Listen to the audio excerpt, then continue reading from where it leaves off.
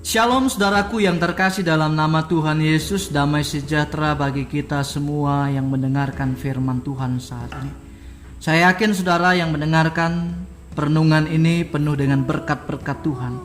Berkat yang teristimewa adalah di mana kita bisa duduk serta merenungkan kebenaran firman-Nya. Saudaraku yang terkasih dalam Tuhan, sebelum lebih jauh kita merenungkan firman Tuhan, kita akan berdoa terlebih dahulu. Bapa kami yang bertata dalam kerajaan sorga, Allah yang senantiasa terus memberkati kehidupan kami. Kami sungguh sangat bersyukur kalau saat ini kami kembali diperkenankan untuk mendengarkan pesan-pesan dalam firman-Mu. Kami meminta Tuhan memberikan pengertian pada kami dalam perenungan ini. Dalam nama Tuhan Yesus kami berdoa serta mengucap syukur. Haleluya, amin. Saudaraku yang terkasih dalam Tuhan, saya mengajak kita membuka Alkitab kita yang terdapat dalam Matius pasal 26 ayat yang ke-36 sampai dengan ayat yang ke-46. Saya akan bacakan untuk kita semua. Lembaga Alkitab Indonesia memberikan perikop di atas di Taman Getsemani. Maka sampailah Yesus bersama murid-muridnya ke suatu tempat yang bernama Getsemani. Lalu ia berkata kepada murid-muridnya, "Duduklah di sini sementara aku pergi ke sana untuk berdoa." Dan ia membawa Petrus dan kedua anak Zebedeus sertanya. Maka mulailah ia merasa sedih dan gentar. Lalu katanya kepada mereka, "Hatiku sangat sedih seperti mau mati rasanya. Tinggallah di sini dan berjaga-jagalah dengan aku."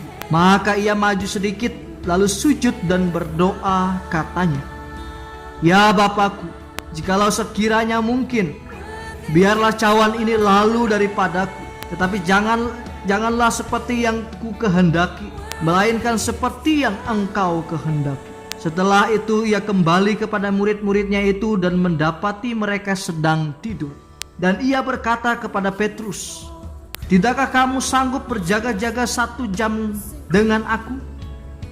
Berjaga-jagalah dan berdoalah, supaya kamu jangan jatuh ke dalam pencobaan. Roh memang penurut, tetapi daging lemah." Lalu ia pergi untuk kedua kalinya dan berdoa katanya, "Ya Bapakku, jikalau cawan ini tidak mungkin lalu, kecuali apabila aku meminumnya, jadilah kehendak-Mu." Dan ketika ia kembali pula, ia mendapati mereka sedang tidur, sebab mata mereka sudah berat. Ia membiarkan mereka di situ lalu pergi dan berdoa untuk ketiga kalinya dan mengucapkan doa yang itu juga. Sesudah itu ia datang kepada murid-muridnya dan berkata kepada mereka, "Tidurlah sekarang dan istirahatlah. Lihat, saatnya sudah tiba bahwa Anak Manusia diserahkan ke tangan orang-orang berdosa. Bangunlah, marilah kita pergi. Dia yang menyerahkan aku sudah dekat." Demikian jauh pembacaan kebenaran firman Tuhan. Satu tema kecil perenungan saat ini adalah jadilah kehendak Bapa. Jadilah kehendak Bapa. Saudaraku yang terkasih dalam Tuhan, firman Tuhan yang sudah saya bacakan untuk kita semua merupakan bagian yang terpenting di mana di Taman Getsemani lah Yesus akan ditangkap, kemudian dibawa dan diadili, dan bahkan menuju kepada proses penyaliban. Kita tahu bersama dalam Injil-Injil bahwa masa pelayanan Yesus itu kurang lebih 3,5 tahun. Dan pada masa rentang waktu tersebut ada banyak tantangan dan pencobaan yang dialami oleh Yesus. Saya akan memberikan ada 2 contoh tentang apa yang dialami oleh Yesus. Yang pertama, ketika ada peristiwa di mana Yesus menyembuhkan orang buta dan bisu. Itu terdapat dalam Matius pasal yang ke-12. Dalam hal ini Yesus dikatai sebagai seorang yang menggunakan kuasa Beelzebul, kuasa jahat. Saudara bayangkan ketika Yesus menyembuhkan seorang yang buta dan bisu. Di saat itu Yesus diperkatai sebagai orang yang menggunakan kuasa Beelzebul. Dan kemudian contoh yang kedua, ketika Yesus sedang mengerjakan pekerjaan Bapa, kemudian keluarganya memperkatai dirinya sebagai seorang yang kurang waras atau tidak waras. Itu terdapat dalam Markus pasal yang ke-3. Saudaraku yang terkasih dalam Tuhan, ada banyak lagi kepahitan yang dialami oleh Yesus. Secara manusiawi ia pasti bisa merasakan kesedihan dan kecewa. Kenapa hal ini harus terjadi? Tetapi kita kembali lagi kepada Yesus. Dia adalah figur yang sempurna. Namun sedikit berbeda setelah kita membaca firman Tuhan terdapat dalam Matius pasal yang ke-26 ayat yang ke-36 sampai dengan ayat 46 ini. Dalam hal ini Yesus mengatakan bahwa ia sedih dan gentar. Dikatakan dalam ayat yang ke-36 sampai 38 seperti ini. Maka sampailah Yesus bersama-sama murid-muridnya ke suatu tempat yang bernama Getsemani. Lalu ia berkata kepada murid-muridnya, "Duduklah di sini sementara aku pergi ke sana untuk berdoa." Dan ia membawa Petrus dan kedua anak Zebedeus sertanya. Maka mulailah ia merasa sedih dan gentar. Saudaraku yang terkasih dalam Tuhan, dalam hal ini kita dapat merasakan juga bagaimana Yesus merasakan kesedihan dan gentar.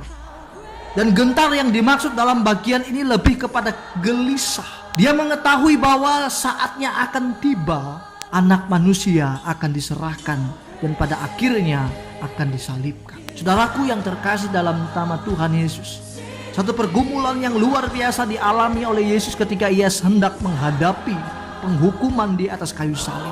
Sangat sedih, dijelaskan kesedihan karena akan menghadapi kematian. Saudara, berat sekali hal ini. Kematian adalah peristiwa yang menakutkan bagi semua orang. Yesus merasakan hal itu. Dia tahu saatnya tiba, anak manusia akan diserahkan.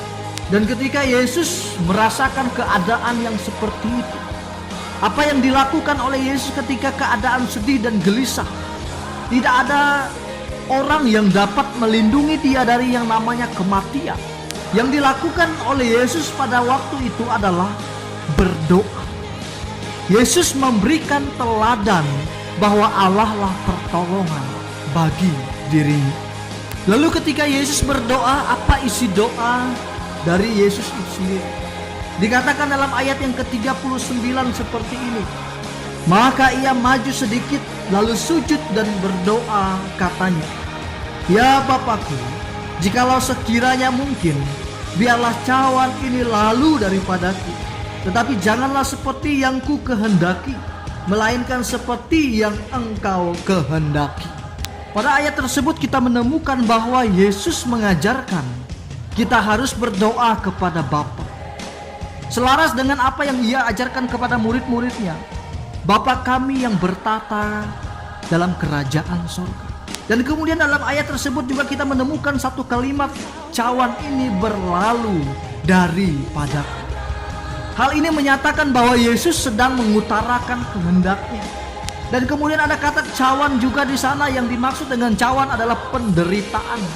Tetapi setelah Yesus mengutarakan kehendaknya, dikatakan dalam frase berikut, "Tetapi janganlah seperti yang ku kehendaki, melainkan seperti yang Engkau kehendaki." Dalam hal ini kita menemukan bahwa Yesus taat pada pekerjaan Bapa. Dan ia tahu Allah sedang berkarya. Hal ini adalah hal yang luar biasa. Hal ini adalah hal yang sangat-sangat luar biasa. Yesus percaya bahwa karya Tuhan itu dapat terselesaikan di dalam. Kemudian setelah berdoa, Yesus melihat murid-muridnya yang lain tidur. Namun ia masih mendapati Petrus sedang berjaga, dan ia meminta untuk tetap berjaga. Yesus punya kerinduan murid-murid setia menemaninya dalam keadaan susah, dalam keadaan sedih, dalam keadaan gelisah. Juga ia berkata, "Berjaga-jagalah." Dalam ayat yang ke-41 dikatakan, "Berjaga-jagalah dan berdoalah supaya kamu jangan jatuh ke dalam pencobaan. Roh memang penurut, tetapi daging lemah." Artinya bahwa Yesus mau kita tetap berdoa dan menyerahkan semua kegelisahan, kekhawatiran, hal-hal yang menyakiti kita kepada kehendak Bapa. Kemudian dalam penjelasan berikutnya dalam ayat 42 sampai 46, Yesus berdoa sampai ketiga kalinya. Doa yang kedua dalam ayat yang ke-42 dikatakan dalam hal ini. Lalu ia pergi untuk kedua kalinya dan berdoa katanya, "Ya Bapakku, jikalau cawan ini tidak mungkin lalu, kecuali apabila aku meminumnya, jadilah kehendak-Mu." Saudara, dalam doa yang kedua ini, doa yang sudah berbeda dengan doa yang pertama. Doa pertama ia masih mengutarakan kehendak-Nya, tetapi isi doa kedua kehendak Bapa yang diutarakan. Artinya Yesus sudah siap mengerjakan pekerjaan Bapa, mati di kayu salib. Dalam setiap pergumulan hidup kita perlu mengutarakan kehendak Allah. Izinkan Dia untuk mengerjakan karyanya dalam hidup kita. Izinkan Dia untuk membentuk kita secara pribadi. Saudaraku yang terkasih dalam Tuhan, apa yang dapat kita terapkan dari bagian yang sudah kita renungkan saat ini? Apa yang membuat kita gelisah saat ini? Apakah yang membuat kita gelisah itu virus corona, keadaan ekonomi keluarga, pendidikan anak, usaha kita, dan lain sebagainya? Tetapi Yesus dalam hal ini mengajarkan kita untuk tetap berdoa. Utarakan kekhawatiranmu dalam doa, tapi biarkan Tuhan berkehendak atas hidupmu. Tetap semangat dan teruslah berdoa. Saya yakin saudara akan diberkati oleh Tuhan. Kita berdoa. Bapa kami yang bertata dalam kerajaan surga, terima kasih atas firman-Mu ya Tuhan. Ada pelajaran berharga yang Engkau ajarkan pada kami. Kami harus menyampaikan setiap kegelisahan, kekhawatiran, rasa sakit dalam hati kami disampaikan kepadamu. Tetapi melalui itu semua kami diajarkan juga untuk menyerahkan semuanya, mengizinkan Tuhan berkarya atas hidup kami. Jauhkan kami dari wabah corona ini ya Tuhan, sehingga kami dapat kembali menikmati keadaan seperti sedia kala. Kami percaya Tuhan akan melindungi kami. Dalam nama Tuhan Yesus kami berdoa. Haleluya. Amin.